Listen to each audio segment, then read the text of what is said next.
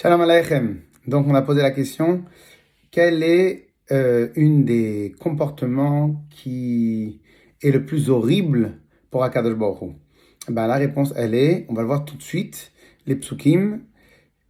Donc, dans chapitre 22 de la Parashat Mishpatim, Kol almana v'yatom lo te'anun. Tout veuve et yatom et orphelin, vous n'avez pas le droit de faire souffrir. Alors maintenant, ok, donc ça c'est une mitzvah, comme il y a plein d'autres mitzvot. On continue, le passage qui continue dit Im ane te'ane oto. Si vous allez le faire souffrir, Kim tsaok itzak elai, shamoa ishma tsa'akato. Le Rambam nous dit qu'il y a un contrat qui a été fait, qui a été passé entre la veuve et l'orphelin, que dès lors qu'il pleure, dès lors qu'il crie à Hachem, Hachem je souffre, Shamoa Eshma Tsa'akato. Je vais écouter son pleur. Et alors, Dieu préserve, qu'est-ce qu'il y a marqué? Vechara api, et je vais m'énerver contre vous, et je ne veux même pas terminer la suite du passouk, parce que la suite du passouk, elle est très dure.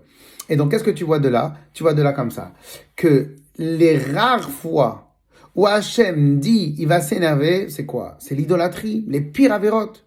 Eh bien, faire souffrir une veuve et un orphelin, eh ben ça a la même valeur, en tout cas, chez Akadosh Baruch Hu, il se met énervé de la même manière. Alors maintenant, on pourrait même un peu expliquer d'une manière un peu plus idéaliste et conceptuelle. En vérité, pourquoi la veuve et l'orphelin? Parce que dans les époques où le pouvoir était vraiment chez les hommes, et donc dès lors que une femme n'avait plus de mari, elle devenait sans défense, elle devenait faible. Et encore pire pour l'orphelin, puisqu'il n'avait pas de papa pour le défendre, il devenait faible. Et donc en fin de compte, ça veut dire quoi cette halakha-là? Hachem il dit comme ça.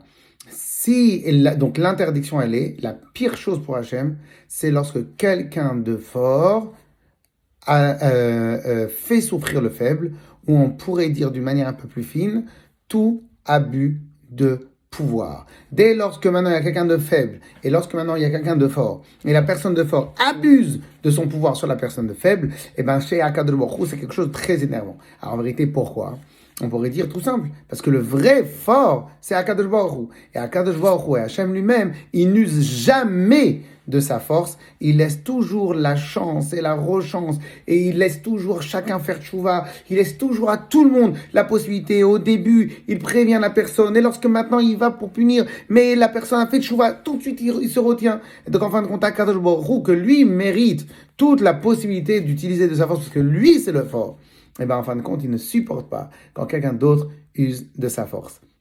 Et donc ça c'est ce qu'on nous apprend la paracha de la semaine. Chazak ou Baruch.